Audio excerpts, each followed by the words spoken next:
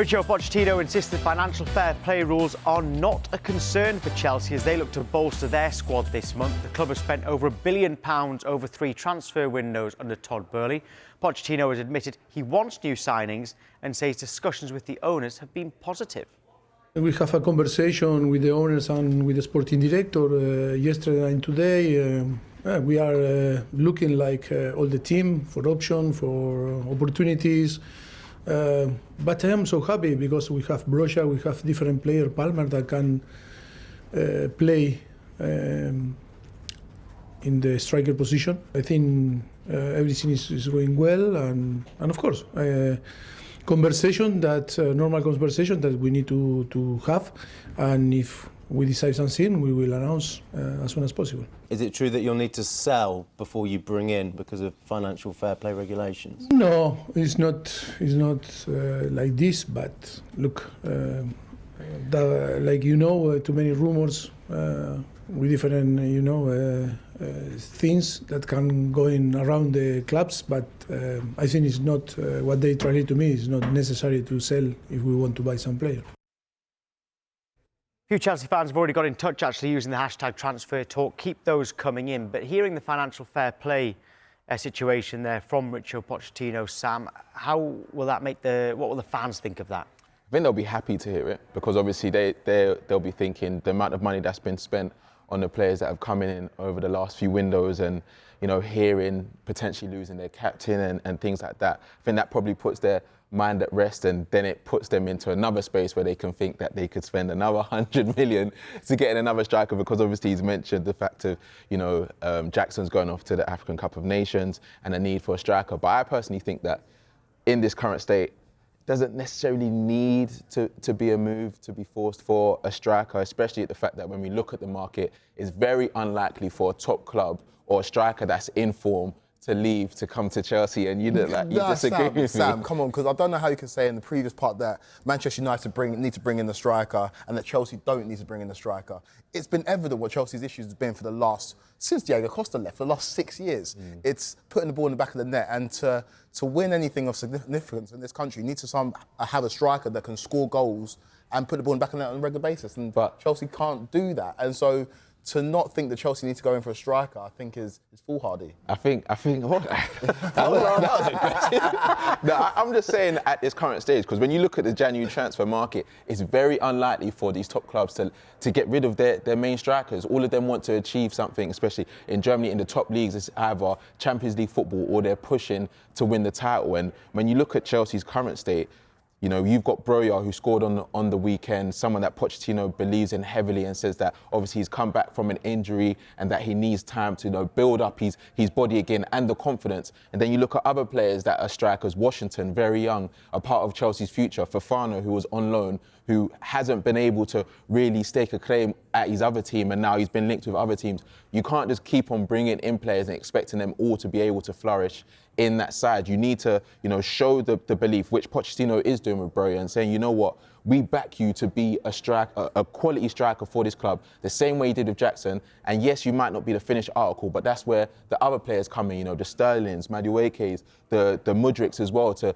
contribute to those goals, rather than always seeing an issue and then saying, okay, we've got to go to the market and we have to sign this player. Ultimately, though, it will cost Pochettino big time. I'm not saying it's going to cost him his job, but if Chelsea continue to play the way they do in terms of creating chances and opportunities and not putting the ball in the back of the net, eventually something has to give. And we've seen it with Chelsea, not just in the previous ownership regime, with this ownership regime, where if a manager's not getting results and results are predicated on your team scoring goals, then it's going to be a problem for Poch. And that's why he's saying we can go again. And that's why he's saying that we can spend money, because he knows what the issue is. Putting the ball in the back of the net is the clear issue for Chelsea, and it hasn't been addressed for the last 6 years. I feel like I'm in the middle of a very angry Chelsea sandwich. I once described him as a sweet boy with an aggressive streak, and he got aggressive without me saying he had an aggressive streak. You're all seeing it now. You're seeing the real Sam. This is calm. I'm worried that Kwaku might call me foolhardy, but we've just been talking about Manchester United and Hoyland for 70 million, spending 70 million on someone who's not the finished article. I know you said earlier, I'm not a scout. Yeah. Where are Chelsea getting this striker from? Where do you think they can go to get the striker that you're talking about? I don't think it's there. Again, with Chelsea, I've seen it so many times where Chelsea have gone and got the biggest name to try and fill that void. If you look at Chelsea off the back of winning the Champions League a few years ago, bringing in Lukaku because they thought that would be the perfect fit, and it didn't work. If you go and get I'm not a scout, like you said. If you go and get somebody that I don't know about but can go and fulfill a role, the same way that Liverpool go and do their business. We did know about Mo Salah, but not to the extent that he came to score goals at Liverpool. We knew about Sadio Mane's exploits at Southampton, but it wasn't the case everybody's running to go grab them. I expect Chelsea's recruitment team, who've been revamped and brought in a whole new recruitment team, the recruitment team that did so well at Brighton, I expect Chelsea to go and find somebody to go and score those goals. Those players you've just mentioned, they're going into a stable environment in Liverpool, who are probably further ahead in the journey than Chelsea are now. If you're just throwing another striker, another forward player into the mix of an environment, let's be honest, he's in a stable environment at the moment. Question? Yeah. Is Nicholas Jackson, do you think he's good enough to get Chelsea to where they want to get to? Where do Chelsea want to get to? Back into the top 4 minimum. I don't think he's good enough right now, but I also just think you can't just keep throwing money and bringing in player after player after player. Maybe Jackson's one of those strikers that ends up being more of a facilitator, like Sam said, for other players to score goals. Cole Palmer, Sterling, the players that Sam mentioned.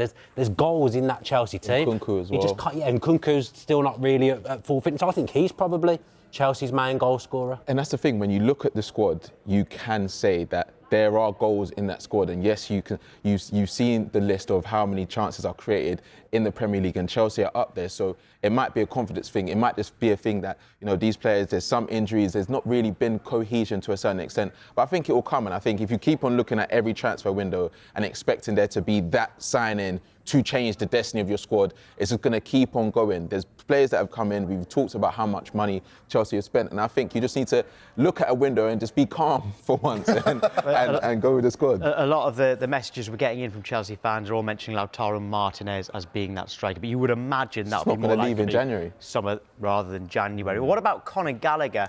Mauricio Pochettino was asked about his future yesterday. Now, this is what he said. I've got the quotes here. I think always it's important for us, the coaches, to have a clear and very direct, honest conversations with the players. It's healthy to have these types of relationships. We are talking all different subjects. If we have something to communicate, then we will. What do you all take from those quotes? It's interesting, and this Conor Gallagher situation is emblematic of the issue at Chelsea at the moment. A manager like Mauricio Pochettino needs autonomy to be able to do his job successfully. And you look at why it didn't go well for him at PSG, it's because it's a club that was run by the superstar players at the time. This is the Chelsea ownership group. They've got their own ideas, and it's fair enough, they own the football club. But Pochettino needs to be able to implement what he wants to do, and it's clear by giving Conor Gallagher the armband whenever he's been available that he values the player massively. So to hear conversations or Conor Gallagher being linked with moves away to potentially Chelsea's rivals in the Premier League can't be great for Pochettino. Those quotes might be a bit cryptic, but I think he's sending the message to the people that employ him that Conor Gallagher is a player that he wants to keep at Stamford Bridge. Yeah, and I think, like Koku said, he loves Conor Gallagher. And I think every manager has that one player on the pitch that epitomises everything that they want from the team. And I think Conor Gallagher is that player for Pochettino, in terms of the intensity, the drive, and how he brings the team together. Every time Gallagher plays, everyone is saying the amount of balls that he wins back, the amount of chances that he creates as well. We've seen his development, and even with the armband, we've seen his growth as well. And I think the only thing that could be a difference is like what you're saying with what the owners have for the future and what they're planning. I don't think Gallagher was necessarily a part of that, but they've seen the development, and Pochettino is talking so proudly of Gallagher's development, but at the same time, when we talk about the amount of players, there's a lot of players in that midfield, and they're probably thinking, who can we get that, or who can we sell that will be of value and still keep the team at a good current state? And I think that Gallagher's probably one of those players. It's not something that would be nice for him to hear or Chelsea fans, but you also got to see it from that perspective as well. It'd be ludicrous to get rid of Gallagher. He's captained the team more times than not this season. Like you say, the manager clearly rates him. If he ends up leaving, that just says to me, Chelsea are not aligned with the manager and the hierarchy. Nothing would be aligned at all. I think the only reason we talk about him being one of the midfielders they could sell because they're well stocked is because he's the only one that's not new. Everyone else is new, aren't they? So they're not going to be selling anyone else that is there. But Gallagher is picked every week. If he goes, I think that would be a travesty for Chelsea fans.